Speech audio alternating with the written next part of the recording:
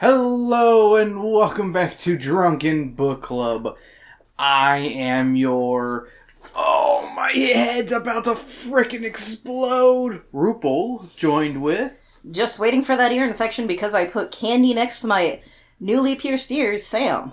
What? They were putting the gummy worms into the earrings. Where are they... I don't remember that. Yeah, they're making jewelry, quote-unquote, out of the gummy worms. Gross. On this episode of Drunken Book Club, we read the book The Mysterious Matter of I Am Fine, as recommended to us by Spongy. It is also written by Diane Stanley. I've been meaning to make sure we say who the author is, because I feel like we miss that a little too often. So, there we are. Sam, before we get into this book, I got the weirdest ad on Twitter. Oh? It was for a company called Vor. Do they know what that means on the internet? I don't know, because it's for a barbecue bag. Like, you put, like, veggies and, like, shrimp and shit in there, I guess.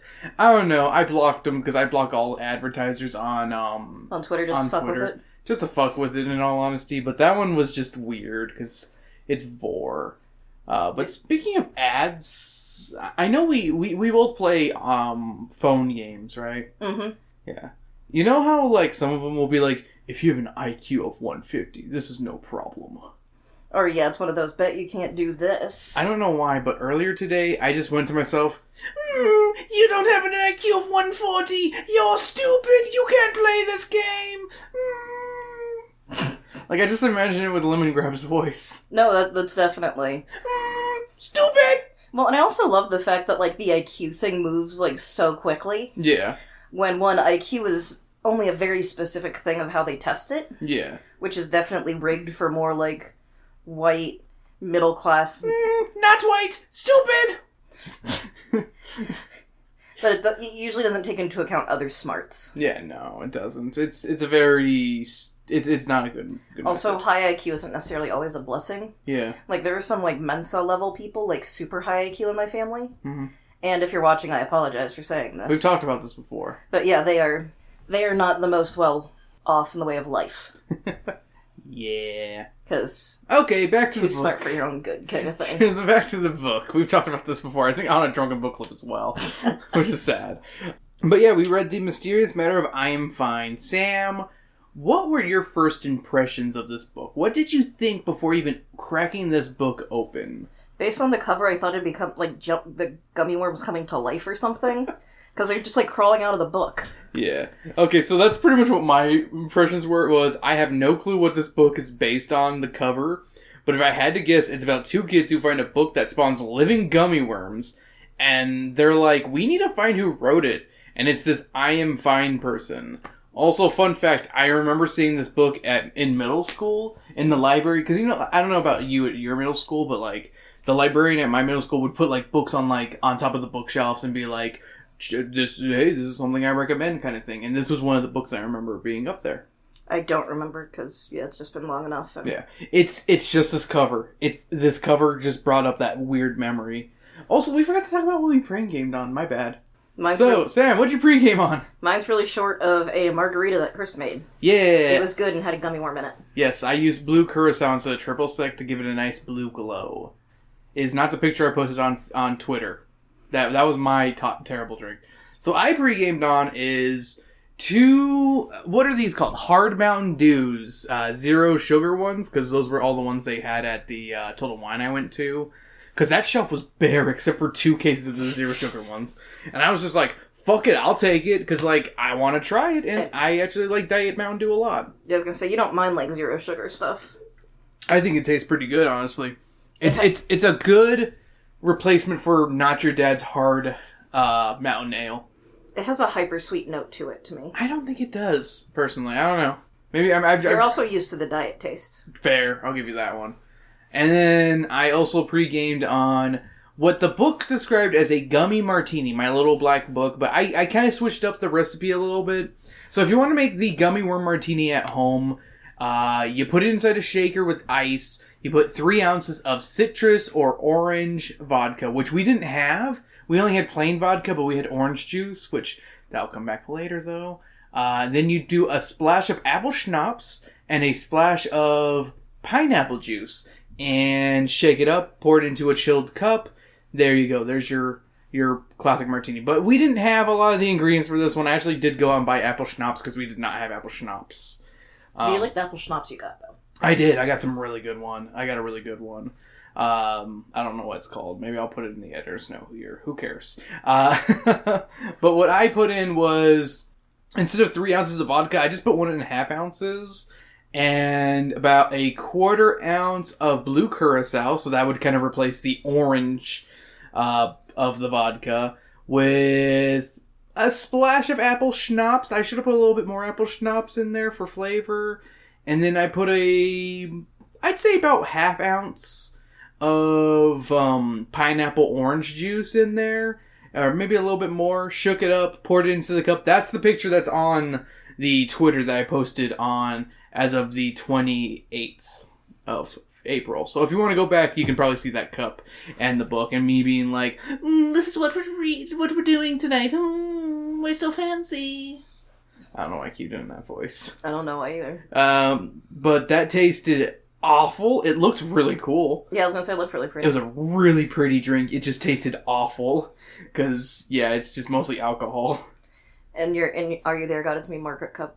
Yep, in the cup I got for my work, which we still haven't seen, but we're probably going to watch it on Monday, because, I mean, we don't really go out on Fridays, because we're recording or doing something else. That's insane. Woo!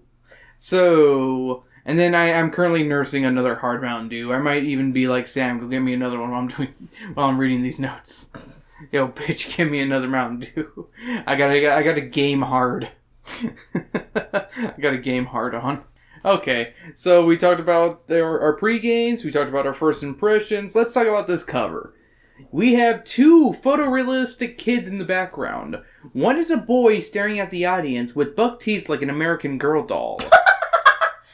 You took that from me, didn't you? Yes. Well, you didn't describe the cover as that, but you just did describe a boy as having buck teeth like as an American Girl doll. Because it literally was like, the dolls all look like that, and he had those same teeth. Yes, and I use that insult because it's funny.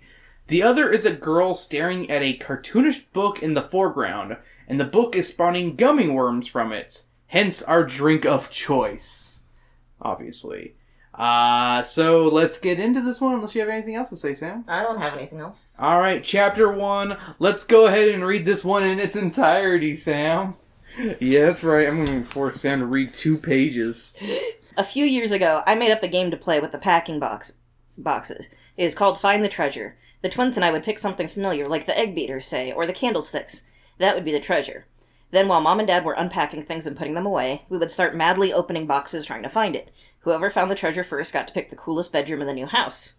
Of course, since Mom and Dad were under the impression that we were actually helping them unpack, they expected us to do things like take dishes into the kitchen, not just pile them on the floor and move on to the next box. Cool kids. This provided an added challenge. The next time we moved, the idea just popped into my head that it would be a lot more exciting if instead of a treasure, it was a bomb. And if we didn't find it in time, the whole house would blow up. So we frenzied trying to save the family from annihilation that we broke a couple of things, and our parents got really annoyed. After that, we quit playing the game and just helped unpack like normal kids. Normal kids, that is, who move a lot. Still, the idea of a time bomb hidden among the packing boxes with their innocent labels, kitchen, bed linens, toys, haunted me. Later, after everything that happened, I remembered the game and wondered what had put the idea into my head, and why it had stayed with me so stubbornly. It was almost as if somehow I knew, way back when, that was going to happen. Now, I know this sounds really mystical and off of the wall, and I apologize about that.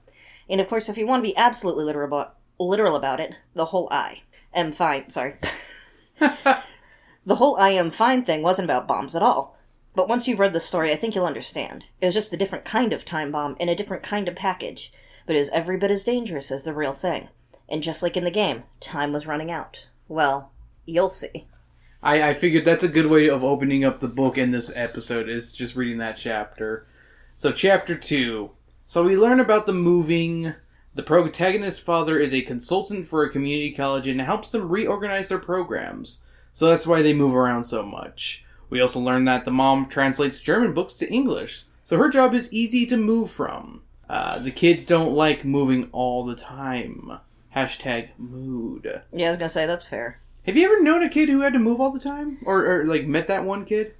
Yeah, I had my friend in middle school named Sam. Really? I told you about Sam, right? I vaguely remember it. So, like, it was we had to go to the stupid thing in, like, between 5th and 6th grade where it was, like, the get used to middle school. And we're both... I wish I did that. And we both, like, sat there and we're just, like, awkwardly sitting there knowing no one, because... Yeah.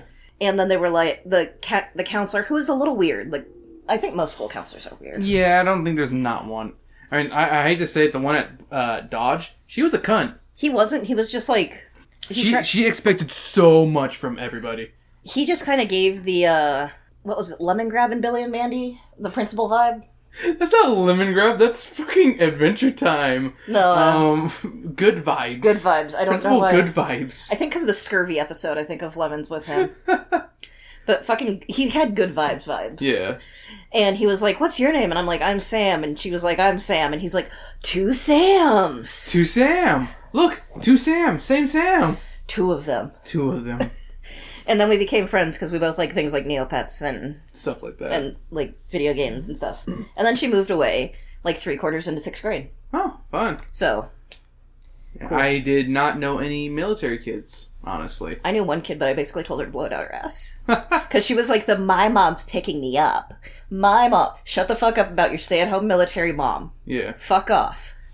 So we finally find out our setting is a suburb outside of Baltimore. And we're at the beginning of the new school year. We learn that our protagonist doesn't go out of their way to make friends, but stays in plain sight by reading a book until someone comes over to talk about it. This leads us to Dee Dee, the popular girl in her class, who is a stereotypical mean girl.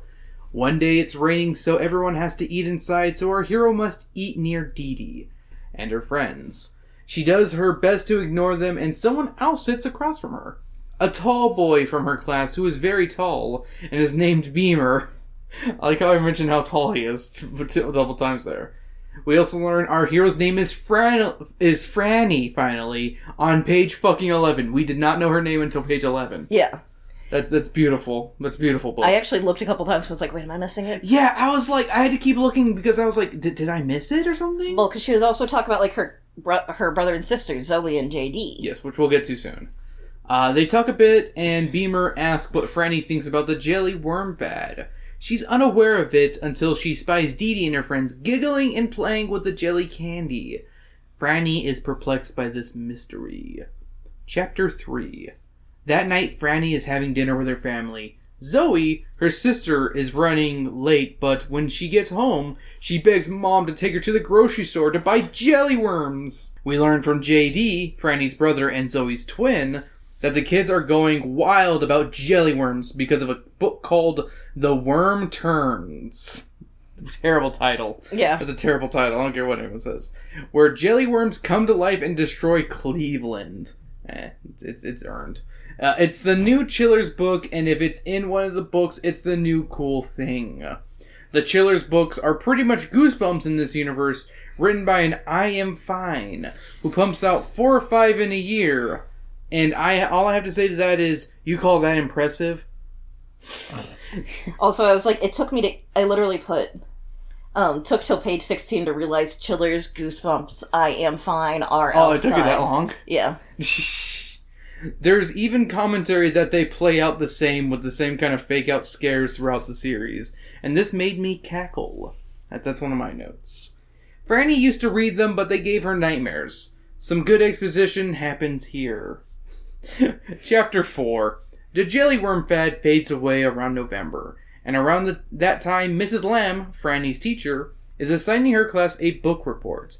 She expects them to read something a bit more highbrow, and gives them a list of 20 books to choose from. I'm kind of curious what the 20 books are.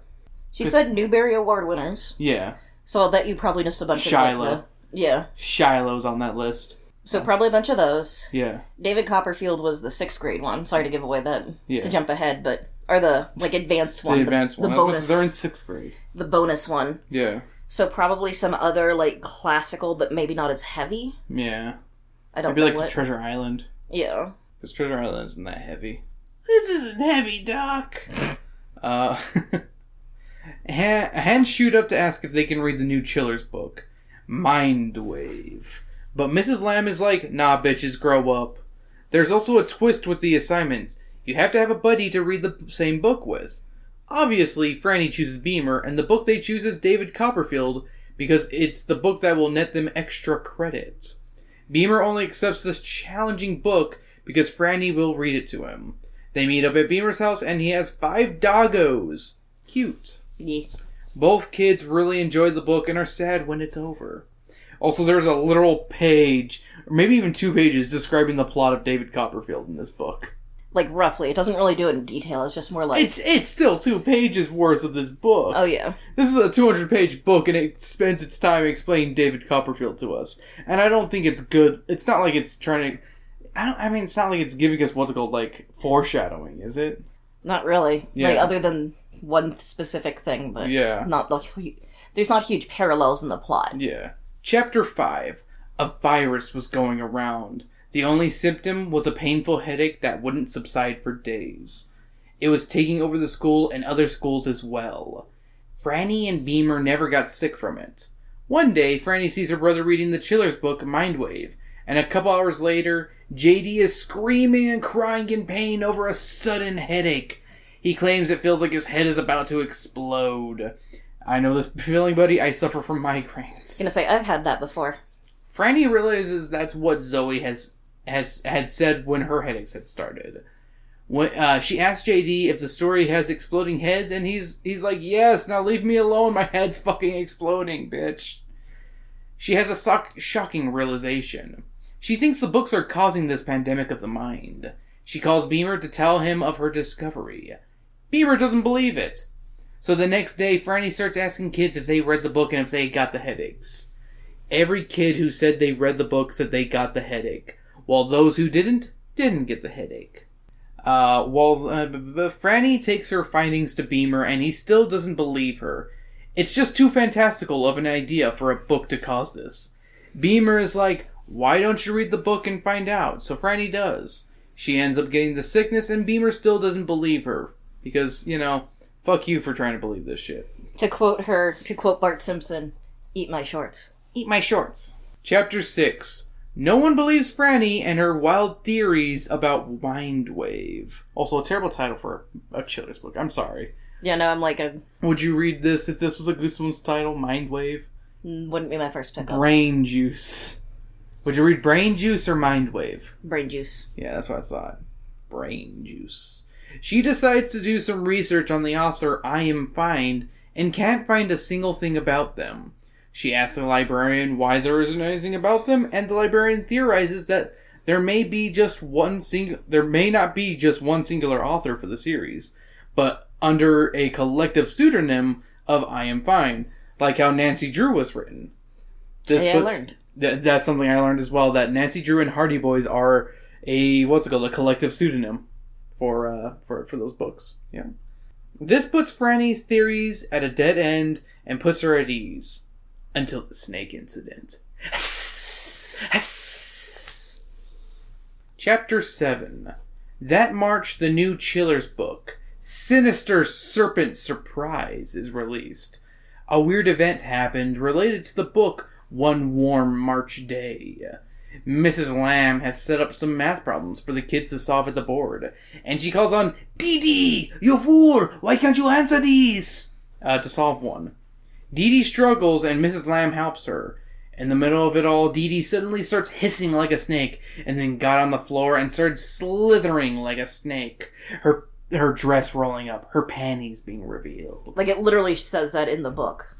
That's why I said it. I'm just pointing that out to graphic sounding. Yeah, I'm just pointing out to show that you're not a creep to like a 6th grader. Like, she does this in the book. Yeah, that literally says out, it. like... I just had to say it like that.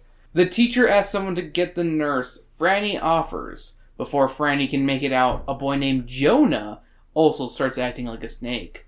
Franny rushes down the hall to get to the nurse's office. As she does, she hears hissing coming from all of the classrooms.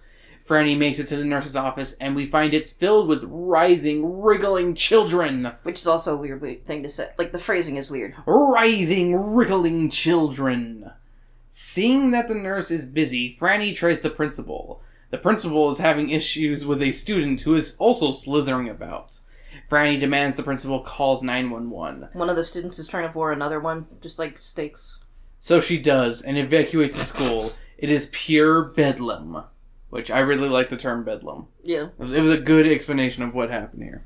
Just saying, snakes will just eat their thing whole.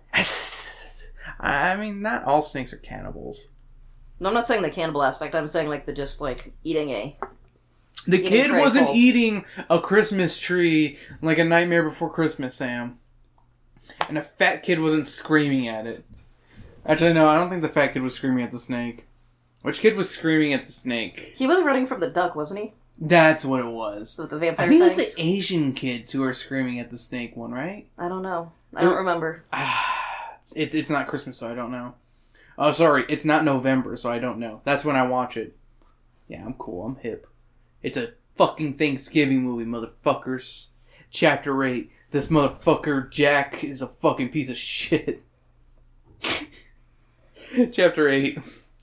Franny walked home alone. When she gets there, she realizes this has to be related to the new I Am Fine book. Beamer calls and reluctantly agrees with her that it probably does. Franny then gets a call from her mother saying Zoe is with the other kids in the emergency room. JD and Dad get home and Franny turns on the TV. While flipping through channels, she sees a news report about the snake situation. It doesn't matter what channel she has it on, it's on all the news channels. Yes, I made a 9/11 joke, but they do reference that it has nothing to do with terrorism, and even bring up the idea that Iraq sprayed America with Ebola.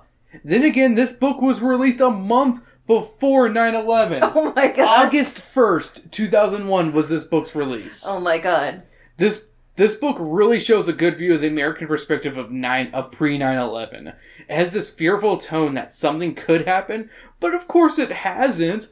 I will say the crackpot theories, though, as someone who works in the health department, yeah, and people doing the like this is spread by bullshit thing, does check out. Yeah.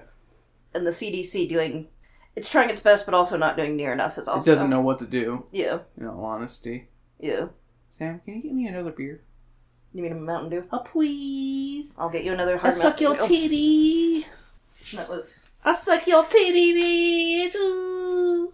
After about a minute, Sam finally gave Chris the Mountain Dew that he so much desired. They then discussed for another few minutes why they'd never go to the fair, because his mother had texted him, asking, had he gone to the fair yet?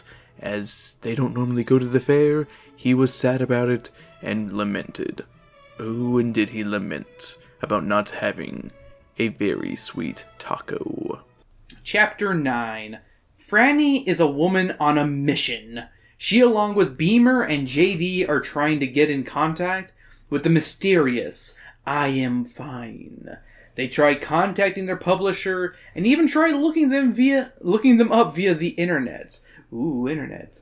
But nothing comes to fruition because they're distracted by Newgrounds. They do get a letter back from the publisher that's pretty cut and dry and tells them nothing about I Am Fine. But they do learn what the next book title is for the Chiller series.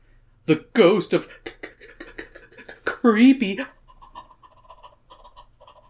I'm a dog. I was gonna say, Hello. Are you one of the 5 doggies? You one of the 5 dogs? Yeah, that's what I thought. They decide maybe they can find something else out about I Am Fine at the library, and they head there.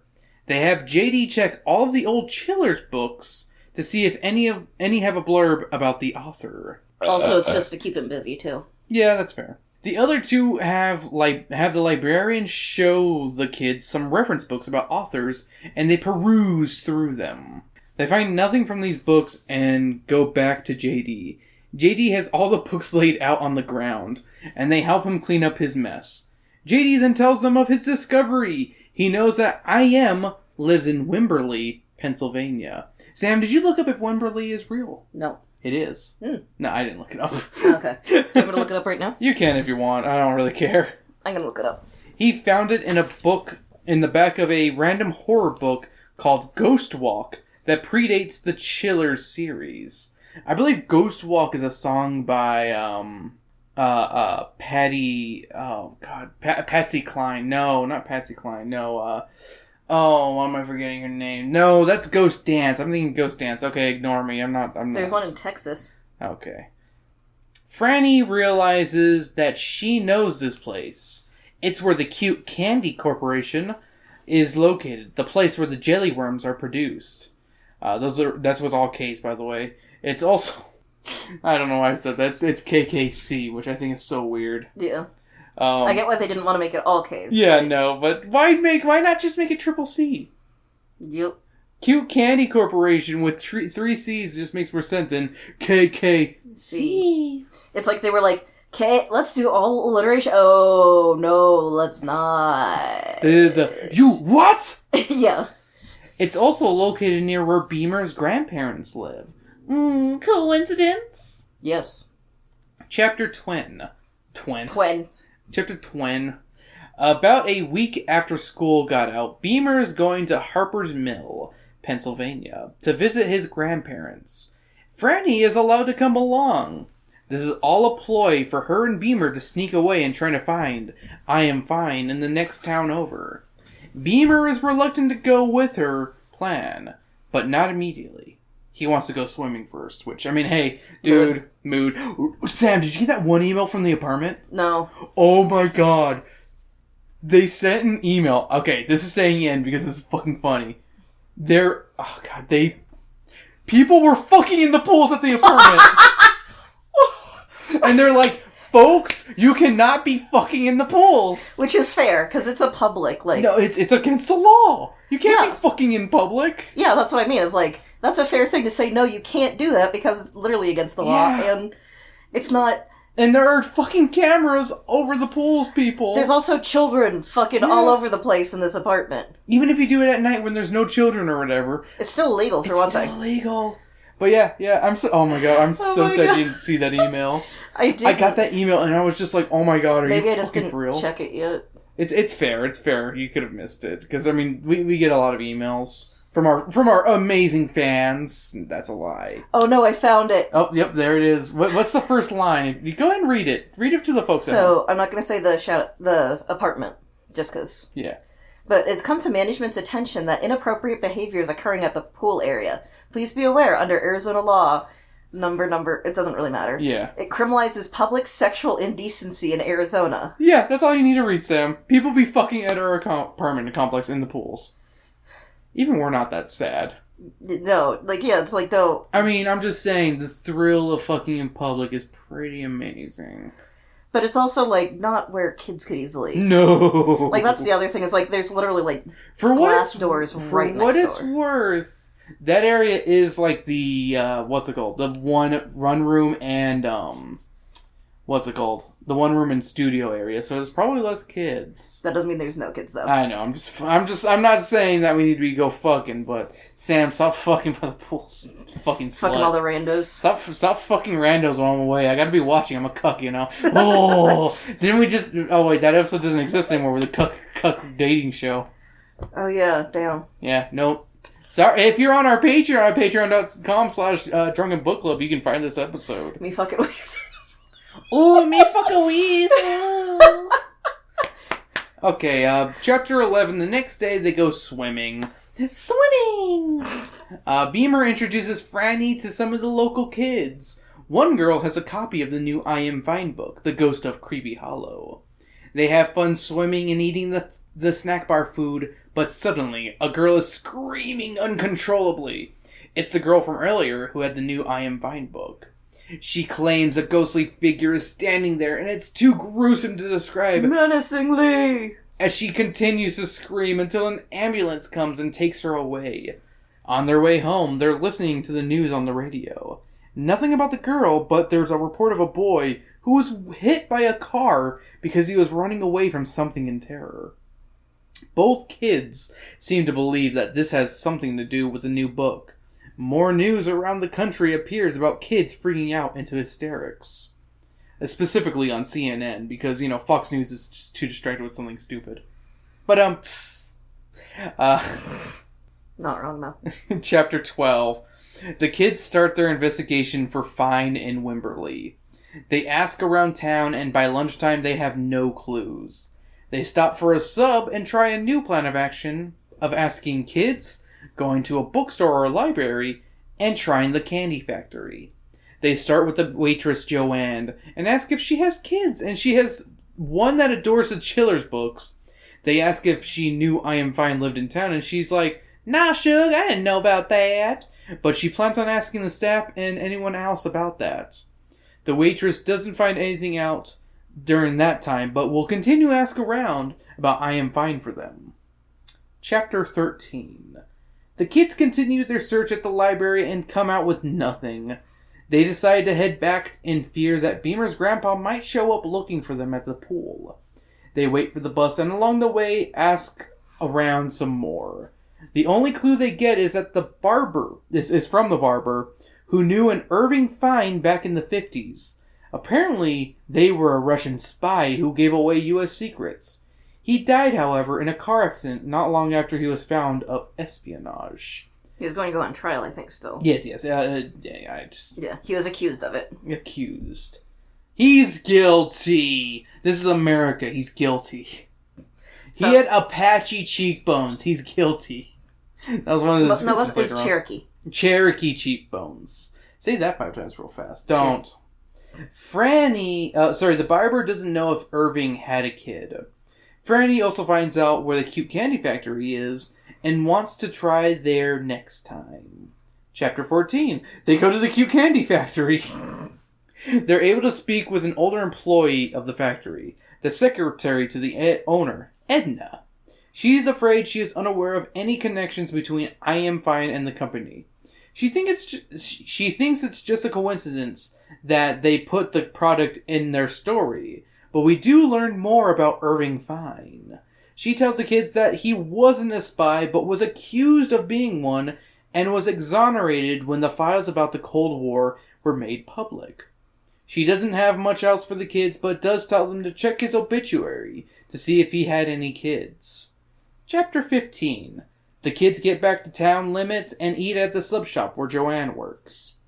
They meet her there, and she has news. She tells them what they know already. There you go, that's what I was saying, about Irving Fine. But she also tells them that his kid lives in town, at the old Calloway place on Pleasant Hill.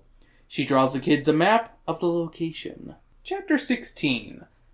You don't have many notes, do you? I have a bunch, just it's the way you've been putting the notes don't fit in with what I've been what I put. Okay, that's fair. Why, because I've got actually like 3 pages of notes. Yeah.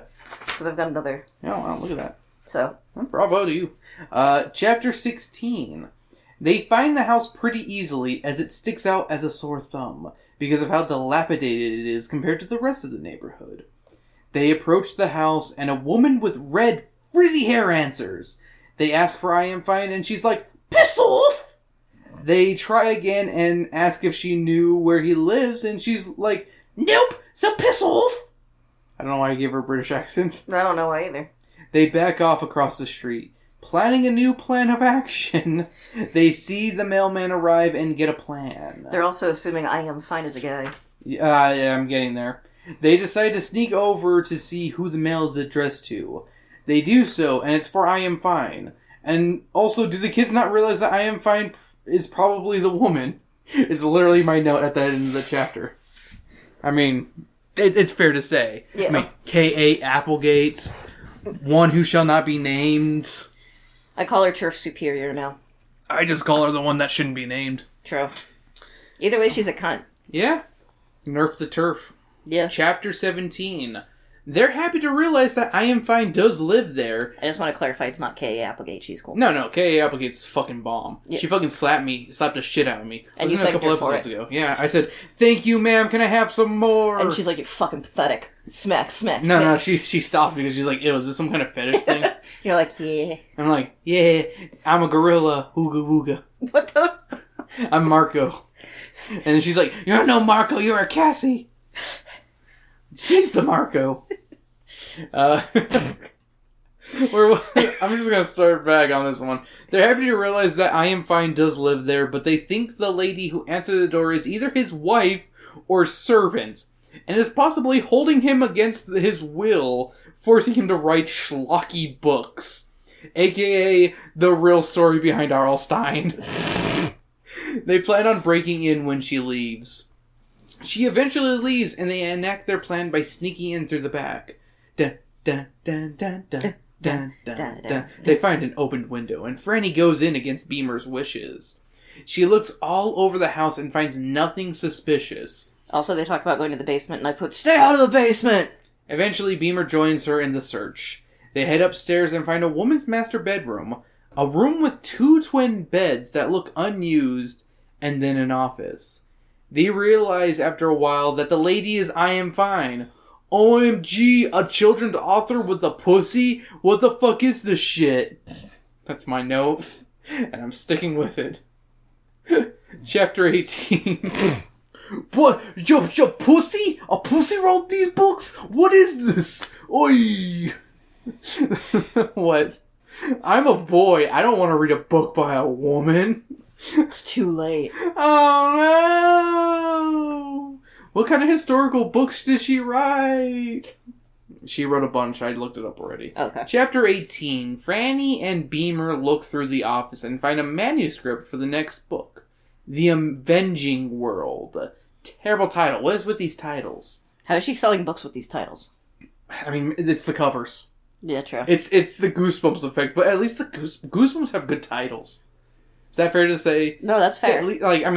I might think Brain Juice is a lame title, but you know what? That brain getting jizzed on by purple juice is kind of cool. It's gross. You don't believe me? Go open that book right there and find it. I don't blame you. It's not that I don't believe you. It's just the way you said it, just getting jizzed on. That's what it is. They also find out that I Am is shorthand for Ida May. The kids also find a file called Doomsday that has her last will and testament in it. Let's read in its entirety on page 133, her last will and testament, Sam. The last will and testament of Ida May Fine. It is my desire at the time of my death that all my worldly goods, including my money, stocks, and other investments in my 2 accounts at Merrill Lynch, my house at 1407 Pleasant Hill Road, Wimberley, Pennsylvania. Bitch, you just got doxxed! To a place that doesn't exist. Sorry, go ahead.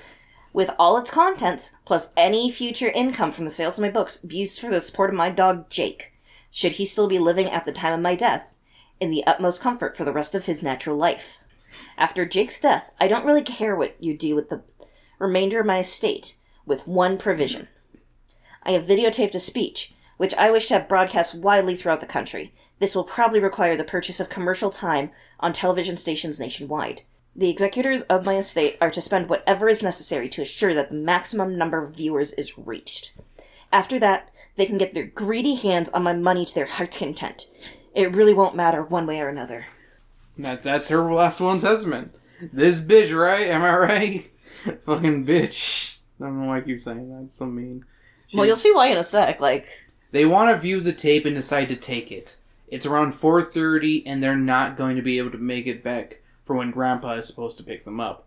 So they use her phone to lie and say they're at a friend's house and will get a ride home.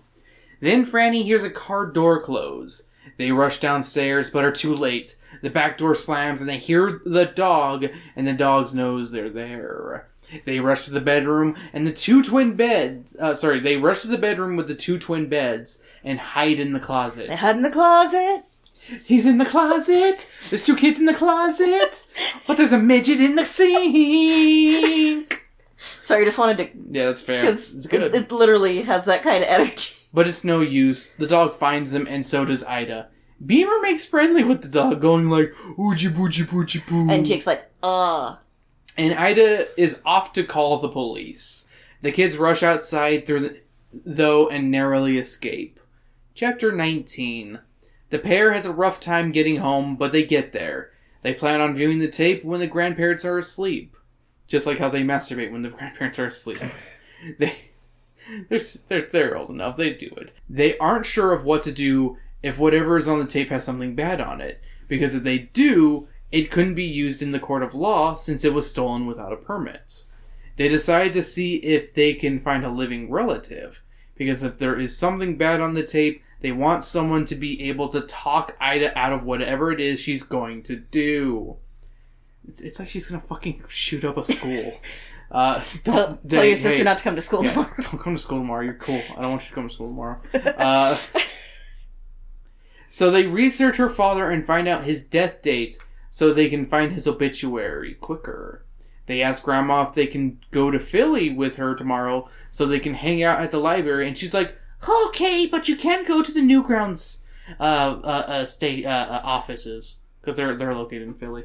I mean, that's fair. Yep. They're a bunch of 20-year-old dudes. Yeah. Yeah, probably around that time. They're youngsters. They're young, but old enough that you wouldn't want your 12-year-old hanging out with them. Before they can do anything else, there's someone on the phone for Beamer.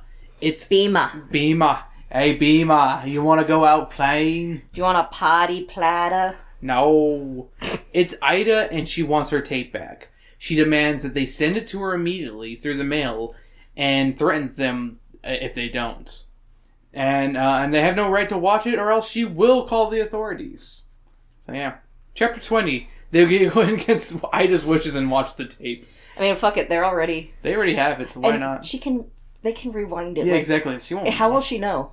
It immediately disintegrates as soon as it's used. This tape will self-destruct. She admits to using magic to control the children with her books. In her newest book, The Avenging World, she will put in a message that you will no longer read again. It's apparently already worked, as her editor is working at a tasty freeze. She plans on stopping all the children from ever reading again, and collapsing the world with people who can do the most mundane jobs. But she hopes that it will create a new world that will be better than it was before. This is straight up some X-Files shit. Also, I want to point out the fact that it was, where they can't turn past? Mm-hmm. Page 68. I didn't want to bring it up, but it's fair. They will never read page 69. They will literally hit page 68 and then nothing. They will never read page 69. She's fucking evil, man. That's why she's the most evil person we've ever read. I just thought, I was going to say, I wanted to bring that up because it's funny. She's evil. Evil! But imagine some kid flipping to page 69 and they're like, what's going on? I don't see anything. What's going on now? Yeah. Chapter 21. The kids take the tape to the post office in the morning, but not before making a copy of it. They then are taken to the library where they go through the microfilm to find Irving Fine's obituary. In the obituary, they find that Ida's mom also died in the car accident, but Ida has a twin sister named Iris. Dun dun dun. They think Wouldn't it be Iris? I thought it was Iris. I don't know. I thought it'd be Iris like the flower. I don't fucking care. They think maybe Iris can help stop Ida from ruining the world forever. They try searching for Iris Fine on the internet and find 3. None of them are who they are looking for. They then try the candy company because Ida's dog has the same name as the old owner of the candy factory and think that it might tie in together. They call the company and get his phone number and then dial it in. On to chapter 22. Long distance. Yeah, you know what? They're using a payphone. After 7 o'clock, it's free. It's a payphone. It doesn't matter. Oh, yeah, true. They don't have cell phones. They're using quarters. Well, I remember with the landline, it was still it cost extra for long distance unless it was after a certain time. But they're using a payphone though, not a landline. Yeah, so it doesn't matter. They get a hold of old Jake Peterson, and he's a kind old gentleman who tells them everything. That he knew the sisters, that after their parents' death, they weren't taken in by family, but were put in the orphan home because fuck their aunts. He also tells them that Iris was adopted without Ida and moved to California. Poor Ida was left alone and was mercilessly bullied by the other kids in town due to her father's false accusations. Oof. She eventually moved away and went to college. They tell him that Ida is pretty mad at the world and ask if it's okay if they can call him again, and he obliges. They hang up and never call him again. They just call him again and they're like, hey, everything's cool. Yeah. They never do. No, they never give him a call back. Not that we know of. Would you call him back? Yeah, exactly. They hang up and aren't sure what to do next, as they have no idea what her twin sister's name would have been changed to, and Jake Peterson mentioned that the old orphan home had closed down. Suddenly, Beamer has an idea. And Chris, can you put in the Fairly Odd Parents Cosmo had an idea clip here? Thanks. Wednesday, March 22nd, Cosmo had an idea! He doesn't tell Franny what it is, but when they get home that night, he talks on the phone with someone secretly, and we're left with anticipation of what's the plan. The next morning, a car pulls up to the front lawn. It's their teacher, Mrs. Lamb. Chapter 23. Mrs. Lamb is Iris. Honestly, I forgot her description on, like, chapter 3. As soon as they said that, I was like, oh, yeah. Yeah, I was like, oh, yeah, she's a redheaded lady. The only 2 redheads on the northeast side. Yep. The northeast side of the country. Redhead with blue eyes. With blue eyes. They show Mrs. Lamb the video of her sister, and it really upsets her, but it convinces her to join their plan to stop Ida. They head to Wimberley, they get to the door, and at first, there's no response. But Franny notices through the window Ida staring angrily at the kids, and then realizing who they brought. She opens the door, and the sisters are reunited. The kids leave the 2 to get reacquainted and return back to Beamer's grandparents' home. They agree that they can't tell anyone about the whole evil plan, but can one day tell their grandchildren about it. And Beamer makes a joke at the expense of Franny and grows their ship dynamic. Chapter 24. That night they have Thai food and play Trivial Pursuit. Then a call comes in. Beamer believes it's for him, but it's actually for Franny. It's Zoe, and she says they're moving again, but the twins have decided they don't want to move and want to hold a strike against moving and want to know if Franny is in, and she definitely is. She then tells JD about her adventure, and they hang up. Then another call comes in, and it's Mrs. Lamb. She was able to convince Ida to change the page that would cause doomsday. She plans on taking Ida with her to Baltimore after they've spent some time together at Ida's house. Chapter 25. The new school year starts, and Franny and Beamer start at the new middle school. It's so new, there's no books in that library. That seems ridiculous to me. Yeah, okay. Franny's... Weird, but okay. Franny's family decides not to move after the strike. The new Chillers book comes out, and nothing bad happens, though its popularity definitely dwindles quicker than any previous one. One day they visit Mrs. Lamb, who informs them that Ida is doing well and is happy to meet her new family that she never had. She's still upset at the pair, but thinks highly of them when she is told they did a report on David Copperfield. Imagine that, an orphan who likes Dickens. Yeah, I think she even says that. She's like, I think, Franny is like, oh wow, yeah, no, that makes sense. Also, there will no longer be any Chillers books, but Ida does plan on writing again and without magic. Ida also promises a present to them. Ida also promises a present to them. A few weeks later, they find out what that present is. Kids no longer want to read Chillers books, but want to read David Copperfield instead. What a gift. The end. Alright, Sam. Go ahead and go through your notes that you were not able to go through. Okay, so I've got... So, the lecture part at the beginning, because basically they say they've gone through the whole rigmarole of the parents of the, well, it's hard for us too, and you should, that whole, spiel. I'm like, no, that feels exactly spot on with all the points she covers. Yeah. And then Dee Dee, being the massive bitch she is, being the, 6th grade little bitch, makes fun of Franny's outfit that she thought was, she was rocking. But she's like, wow, you must really like that outfit, because you've worn it 4 times. Sam's mad because she's Franny. And I'm like, damn, that's a mood of her, them being ashamed to ever wear it. Yeah. And I'm like, oh, shit. That's you. Ugh. Also, there's a little note when Dad mentions that the candy company the jelly worms, and that he invests in stock and makes a shit ton of money. Yeah. From investing in that candy company. Mm-hmm. And then it has that other, where I'm like, damn, he was onto something. Yeah. And I was like, is Beamer our child? Because he's freakishly huge, or? Freakishly huge and a little spacey, like I can be. Yeah. Also, good with animals. Yeah. That's you. Yeah. Long hair. And I was like, no, the house is... No, the dad has long hair. Yeah. The house is too minimalist. Mm-hmm. Is one of the things. And then I made a joke when they were when she's like, see, it's 100% correlation. I'm like, it's too small of a sample size. Yeah. Rookie social science mistake. Mm-hmm. And I put, when they're trying to find who I Am Fine was, I'm like, just a weird guy from Ohio. Oh, that, by the way, with the find, they mention on the internet where you can spend like $40 and find out where people live and who people, like all this stuff. Yeah. You can still do that. Yeah, you can still do that. I know, because I had to look up people for a previous job. Yes. Dox people. Mm-hmm.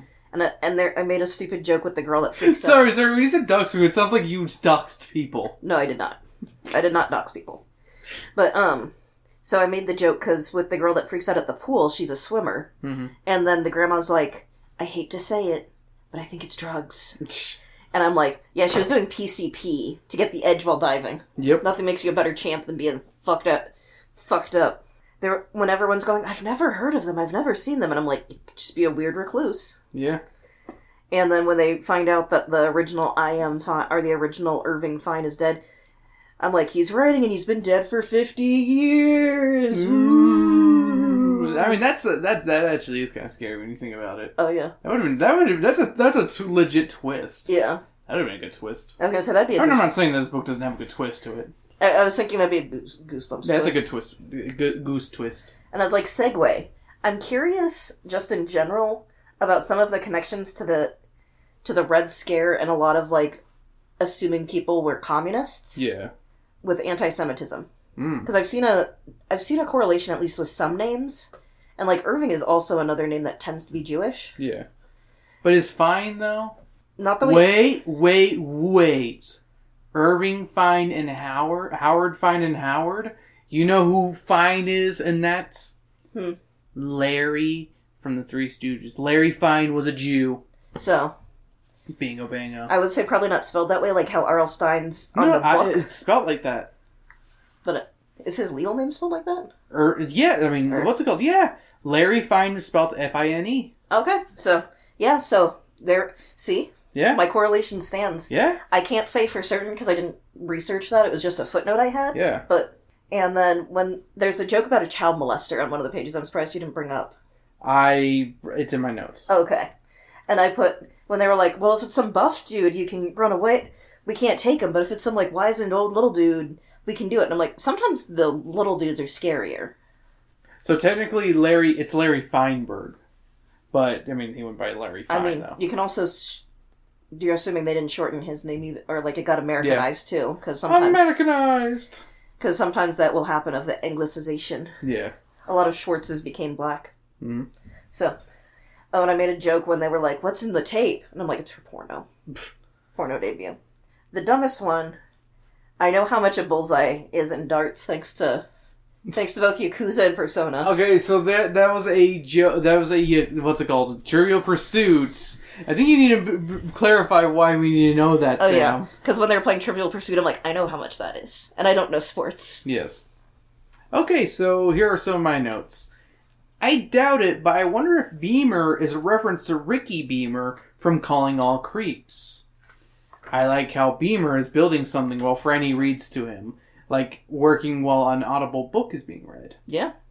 She is the original Audible. Yep. The description of the Chiller book, Mindwave, is like 10 times more brutal than anything R.L. Stine wrote for a Goosebumps.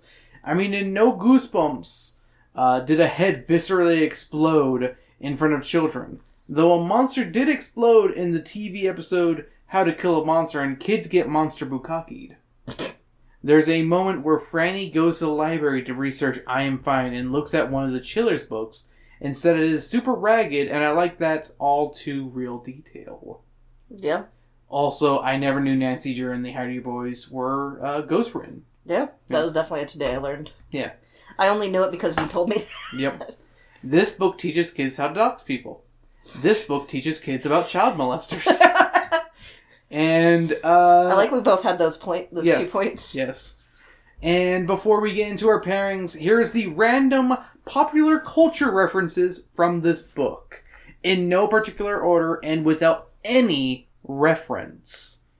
Energizer Bunny, Rice Krispie, BMW Beamer, Kinko's, Nancy Drew, Anne of Green Gables, The Cat in the Hat, Hatchet, Newbery Award, David Copperfield, Tylenol, Bart Simpson, CNN, NBC, The X-Files, The Legend of Sleepy Hollow, I Love Lucy, ER, Butterfinger, Dunkin' Donuts, Sherlock Holmes, Coca-Cola, Martha Stewart, Stephen King, Misery, Kathy Bates, Secret Garden, Sleeping Beauty, Law and Order, Tasty Freeze, Kleenex, Trivial Pursuit, Alfred Hitchcock, The Bronze Bow, My Brother Sam is Dead, The Adventures of Tom Sawyer, and 20,000 Leagues Under the Sea. There's one more, by the way. Oh? Merrill Lynch is an actual investment company. Okay, that one I didn't know or care about. I just knew that one. Is that really a pop culture reference? I mean, if you say other brands are. I mean, these have commercials on TV. Merrill Lynch has the bull. What bull? That one in Chicago, that big, like... What? I'm going to pull it up. Okay. Well, Sam, while you bring that up, I'm going to bring up some of my pairings for all you folks out there who might want to pair something with this book. I have a couple examples. For one, the Goosebumps movie. I mean, the movie has R.L. Stein's creations come to life, and this book suggests that the writing of I Am Fine works by the power of suggestion to make things happen. Kind of correlates with one Sorry, it's Wall Street, but... Yeah, that's totally wrong. Wrong! But it's still... You still got it wrong. Isn't a Sorcerer's Apprentice? Okay, so? I'm saying the Merrill Lynch bull is still... I don't care.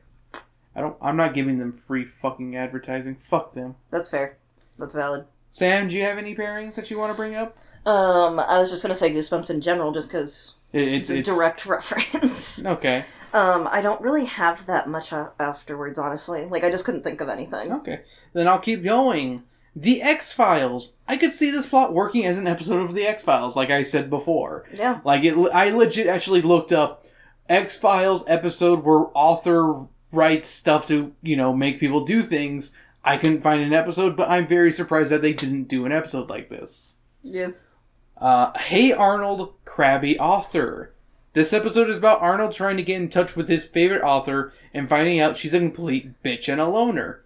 It shares some similarities with the authors being loner bitches. I actually have one. Sorry, I just thought of one. Okay. I actually haven't seen it, but it's a similar thought with that. Uh-huh. The Fault in Our Stars. Okay. Because these kids are obsessed with this one author, and they ask, like, what happens after the book. Mm-hmm. And they're like, and the author basically gives them this non-answer, and they're all pissed, and the author's like, the fuck you want me to do about it? Fuck you. Finish with the book. And my final pairing for this book is Bart of Darkness, the Simpsons episode that parodies Rear Window. Yes, I'm going with the parody of Rear Window instead of the actual fucking movie. I chose this episode because it has a swimming pool as well as a scene where Lisa breaks into Flanders' house and tries to solve a mystery. I feel like it pairs well with this one. Yeah. Because of the similar scenes. Yeah. Alright, Sam. Sam, what's your rating and review of this story? So overall, I think it's pretty good. It's honestly, I think, probably second so far this year. Okay. Partially because January gave us jack shit. Made a real easy last place right there. Yeah. At one point, you told me it felt a little verbose in some of the prose, like some of the descriptions, and I definitely agree. But overall, pretty solid. And one thing I was just sitting and thinking, and something that kind of sits with weirdly to me, is it kind of goes back to that trope of don't read the pulpy popular stuff. Yeah. Read the classics. I can give you that, yeah. And, like, on one hand, I get it. The classics are important, and I'm not saying there's no merit to reading Charles Dickens or anything like that. I mean, the people who say that a lot of people say that they're glad that they read them still, and even Franny is not like, I don't read them because they're stupid. She just reads them because she doesn't read them because they give her nightmares. Yeah. No, I'm not saying, that bit is just more I think that's more just digging into it. I think the end of it, though, of the, everyone wants to read David Copperfield now. I mean, that's because, she put in that fucking Yeah. That just kind of sounded a little weird, but overall I gave it a 4... What was it? 4 out of 5 Slytherin children. Okay. This book is a bit verbose at moments and can meander at times, going into things that aren't really necessary to the plot, or even going too into things for the plot. But they do add to the charm of the whole thing. it's kind of a double-edged sword, in all honesty. It's nice, but can feel like it's stretching the book, like it's trying to meet a page count sometimes. The characters of Franny and Beamer are a joy to read, and the world around them is fun. I found the story fascinating, and the idea of someone controlling children through Goosebumps-like books to be a good, creepy idea. Overall, it's an excellent experience that if I was a teacher, I would probably have kids read it. If I was a Mrs. Lamb, I would put this in my 20 books you kids should read list. I give this book 4.5 milk and cookies from a child molester out of 5. That's my rating right there. 4.5. So would that still be second place as well for you, technically? Yeah, technically So it's far my in the second year? place. Yep. Because Animorphs still has it for me. I still really liked Animorphs number 4, The Message, as well. And yeah, there's our review. There's our everything. Sam, do you know what books we're reading next for Drunken Book Club? Isn't it? Well, I know the next month one. Yes. Okay, so we are reading 2 more next month. There's no more books related for this month, honestly. This is the last one of May. But we do have 2 books planned for June, for all you people looking forward to June's books.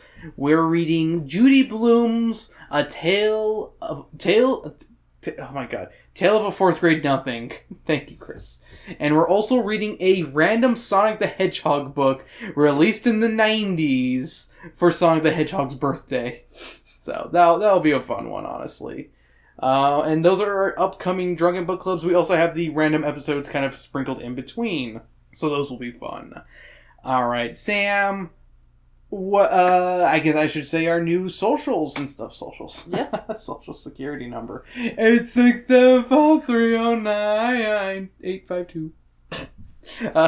I got it. I got his number on my wall. But no, our new socials are at DBC_pod on Twitter. And if you really enjoyed what you heard or want to hear more from us, a bonus episode every week, along with all our old content is available on this as well. Our Patreon is $1 for everybody, and it is at patreon.com/Drunken Book Club. Just felt it was easier just to write up the whole thing. Yeah.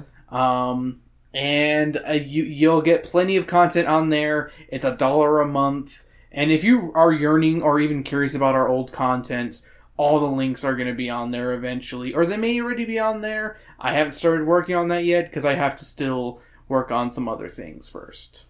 But I am speaking way ahead of the time, and this isn't even May yet where this episode's being released.